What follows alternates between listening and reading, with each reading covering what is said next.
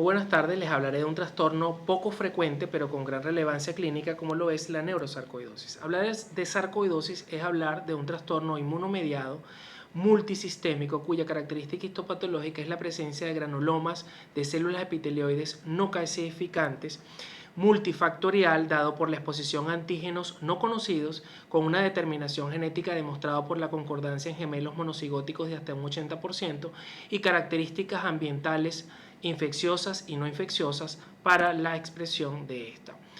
Una expresión variable en diferentes órganos, siendo la más frecuente la pulmonar en un 90% de los casos, pero otros órganos también se ven implicados como lo es la piel, hígado, ojo, ganglios linfáticos. Pero hablando específicamente de la neurosarcoidosis, es un trastorno poco frecuente, menos del 5% en algunas revisiones y en otras menos del 10%, que puede comprometer tanto sistema nervioso central como sistema nervioso periférico en diversos grados, que representa el diagnóstico diferencial de múltiples entidades inflamatorias infecciosas e inflamatorias inmunomediadas, y el diagnóstico histológico, que es la base del diagnóstico, es bastante complejo, por lo cual representa siempre un reto por la dificultad que tiene el sistema o que presenta el sistema nervioso para la toma de muestras. Entendiendo que múltiples diagnósticos se hacen post-mortem, en las autopsias hasta el 25% tienen hallazgos compatibles con neurosarcoidosis. Algunos de estos pacientes al momento de la presentación ya tienen manifestaciones sistémicas, pero algunas las desarrollarán en el transcurso de la enfermedad. Y también tenemos pacientes en los cuales solo las manifestaciones se presentan en el sistema nervioso, que es lo que llamamos una neurosarcoidosis aislada. Epidemiológicamente, los países nórdicos son los que tienen una mayor incidencia, los países del sureste asiático son los menos frecuentes, y aquellos, por ejemplo, cuando tomamos como referencia a Estados Unidos, vemos que la raza juega un papel importante, siendo la que tiene mayor incidencia la afroamericana, seguido de la europea, y los menos frecuentes son los hispanoamericanos. Recordando que esto es una enfermedad que se presenta en la cuarta, quinta década de la vida, el sexo predominante es el sexo femenino y es infrecuente en los extremos de la vida, es decir, en la niñez y en la senectud. Podemos ver que las características clínicas son variables. Lo que quiero que se lleven hoy es que esto es una enfermedad por lo general de presentación subaguda. Muy infrecuentemente se presenta como una manifestación aguda, aunque hay casos. Pudiese tener síntomas constitucionales antes de los síntomas del órgano afectado, es decir, el paciente puede presentar fiebre, diaforesis, malestar general, y ya los síntomas propiamente del órgano afectado, por ejemplo, las manifestaciones pulmonares. Recordar que un 30% de estos pacientes pueden presentar una remisión total de los síntomas y otro porcentaje presentar recaídas y progresión de la enfermedad. Entender que existen múltiples parámetros que nos ayudan a hacer el diagnóstico. En este caso les presento una rayos X de tórax donde vemos la linfadenopatía pariliar con una linfadenopatía traqueal unilateral que expresaría el síndrome de Garland.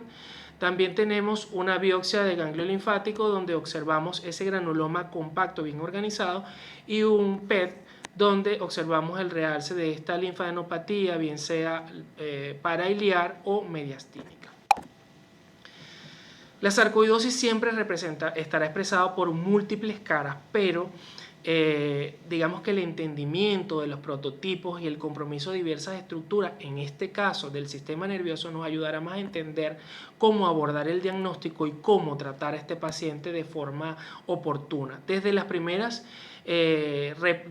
reportes y la determinación de sarcoidosis como enfermedad sistémica, hemos implicado síntomas y signos para el sistema nervioso, bien sea por el compromiso del sistema nervioso periférico, nervios craneales, nervios periféricos, músculo, o el sistema nervioso central, encéfalo y médula espinal.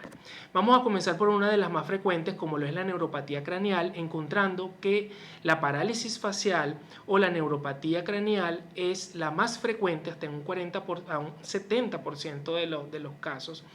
Este paciente por lo general se presenta como una parálisis facial unilateral, ¿okay? Y que también pudiese manifestarse otros nervios craneales como una neuropatía óptica, en donde la patogénesis es variada dependiendo del mecanismo. Por ejemplo, tenemos una neuritis óptica que es poco diferenciable de una neuritis óptica de una enfermedad desmielinizante. Pudiésemos tener una manifestación de una perineuritis por inflamación de la vaina del nervio óptico, una manifestación compresiva como una neuropatía compresiva por una lesión ocupante de espacio o por infiltración del quiasma óptico. Otros nervios craneales como el tercero, el cuarto y el sexto también pueden verse comprometidos. Por ejemplo, si usted tiene una lesión que ocupa espacio en el vértice de la órbita, si usted tiene una infiltración de los senos cavernosos, entonces usted tendrá manifestaciones de los nervios craneales que en él se encuentran, diplopía, cefalea, manifestaciones sensitivas. También pudiésemos tener manifestaciones de otro nervio craneal como el octavo nervio. Por lo general no es tan frecuente, pero pudiésemos tener vértigo, hipoacusia y conjuntamente con una parálisis facial. Los nervios craneales no son tan frecuentes, pero también pudiese ocurrir disfagia difonía. Otros, fíjense que acá les presento una resonancia magnética donde se ve hiperintensidad post-contraste del nervio óptico. Pudiésemos ver hiperintensidad del tercer nervio craneal, hiperintensidad del séptimo nervio craneal. También pudiésemos ver, por ejemplo, cómo acá el cabo de Meckel tiene una hiperintensidad por contraste con un compromiso del quinto nervio craneal o una hiperintensidad de ambos octavo nervio craneal. Pudiésemos tener una manifestación de otras estructuras de nervios periféricos como una neuropatía, por ejemplo, con manifestaciones sensitivas, manifestaciones de tipo motoras, manifestaciones solamente sensitivas puras, manifestaciones autonómicas hasta en un 50% de los casos, compromiso de raíces. El componente principalmente que se afecta es el axón, pero también pudiese verse la mielina comprometida. Entonces, podemos tener pacientes con polirradiculoneuropatía aguda desmielinizante, no son frecuentes. En líneas generales, las neuropatías periféricas ocurren en menos del 5%. Estas responden a los esteroides e inmunoglobulinas. En este corte histológico del nervio sural vemos cómo se observan ese infiltrado inflamatorio, disminución de la mielina, disminución del axón, y vemos toda esa reacción inflamatoria. Vemos la reacción inflamatoria perivascular de linfocitos T y linfocitos B. También pudiese presentarse como un compromiso hipofisario e hipotalámico.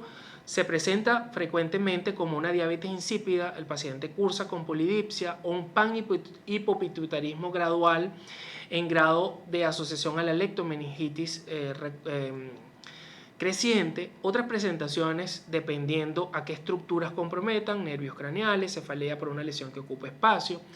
El paciente también pudiese cursar bioquímicamente con disminución de la gonadotropina, tirotropina e infrecuentemente como una insuficiencia córtico-adrenal.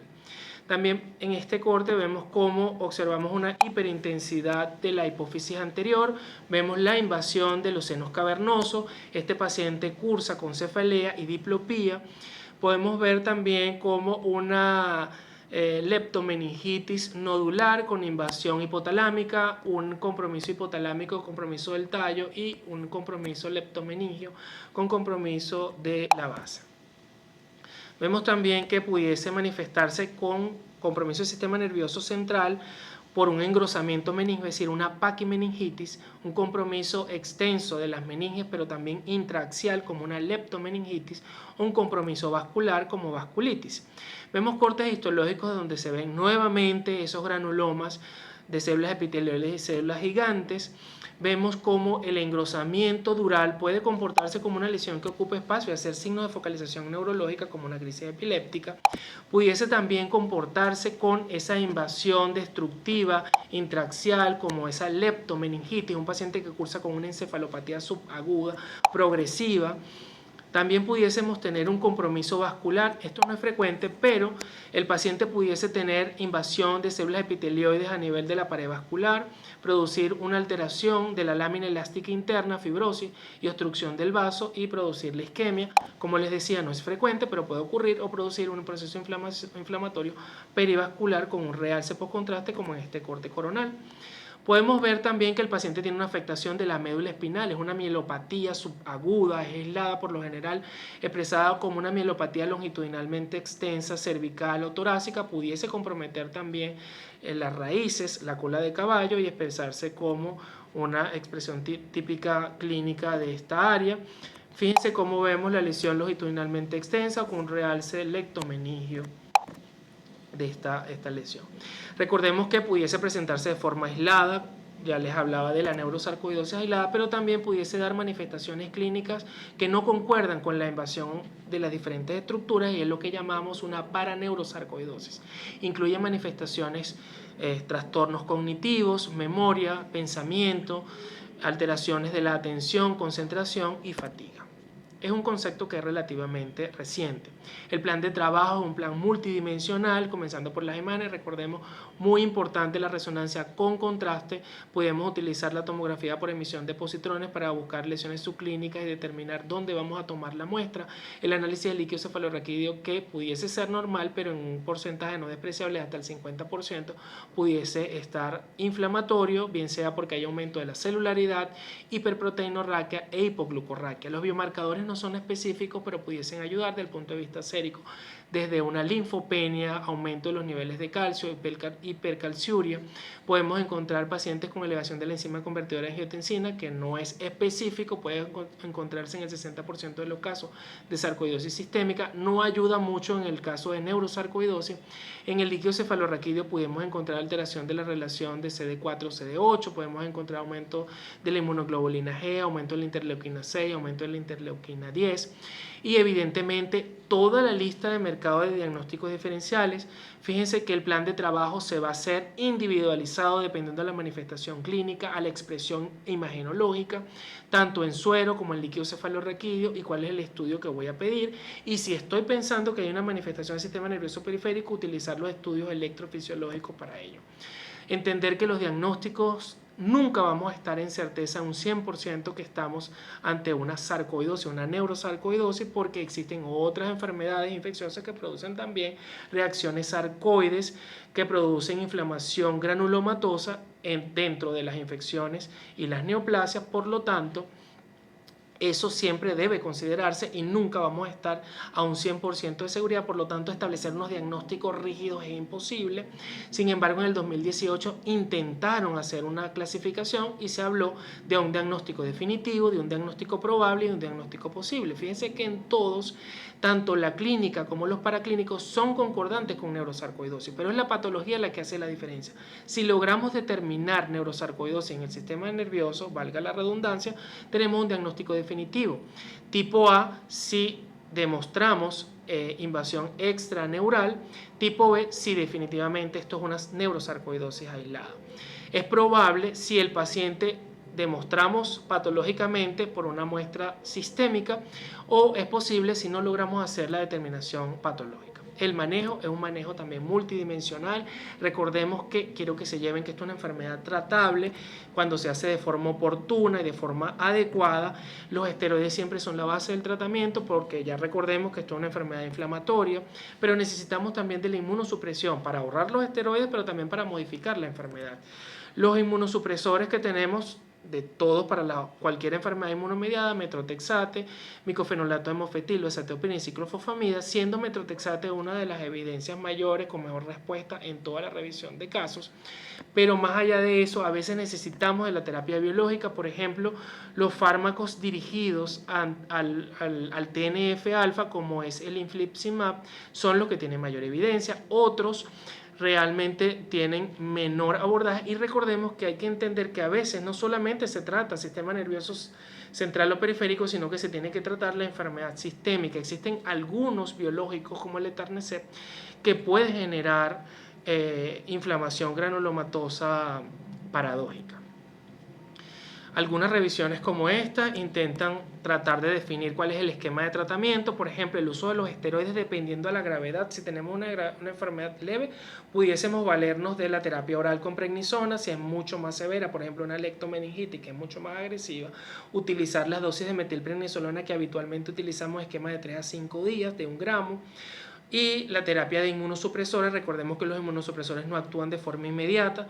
Recordar que metrotexate es el que mayor evidencia tiene a una dosis de 10 a 25 miligramos semanal. Esas dosis se van ajustando dependiendo del paciente, y que hay que tomar en cuenta todos los efectos adversos de la misma. Recordar que los biológicos, el que mayor efecto o mayor evidencia tiene es el infliximab. Otras terapias biológicas también se han utilizado. En este algoritmo, fíjense que las recomendaciones siempre están basadas en expertos, en revisión de casos, pero realmente no hay un tratamiento que esté bien formulado bajo un protocolo. Por ejemplo, en esta revisión se las quise traer, fíjense que A más o menos trata de abordar según la expresión clínica. Un paciente que tenga una mononeuropatía aislada o una mononeuropatía múltiple, o aquel paciente que tiene una enfermedad mucho más severa causada, por ejemplo, una leptomeningitis. Si hablamos de una neuropatía aislada, fíjense que la resolución del estudio de imagen siempre es importante, si está normal o anormal, y en base a ella vamos a decidir si utilizamos esteroides solo o si utilizamos además terapia inmunosupresora. Evidentemente el seguimiento en el tiempo es muy importante, el seguimiento imagenológico es necesario, y además de ello saber cuándo cabalgar los esteroides, los inmunosupresores con terapia biológica. A veces es necesario colocar triple terapia para poder ver respuesta. Hay pacientes que, si bien los esteroides es la base para disminuir la inflamación, hay pacientes que son resistentes. Y evidentemente necesitamos de esta revisión continua y esta abordaje para tomar la decisión.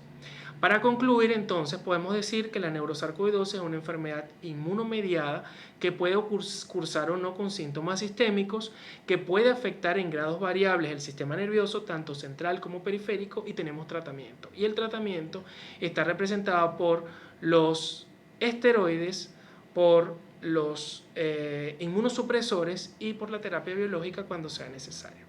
Muchas gracias.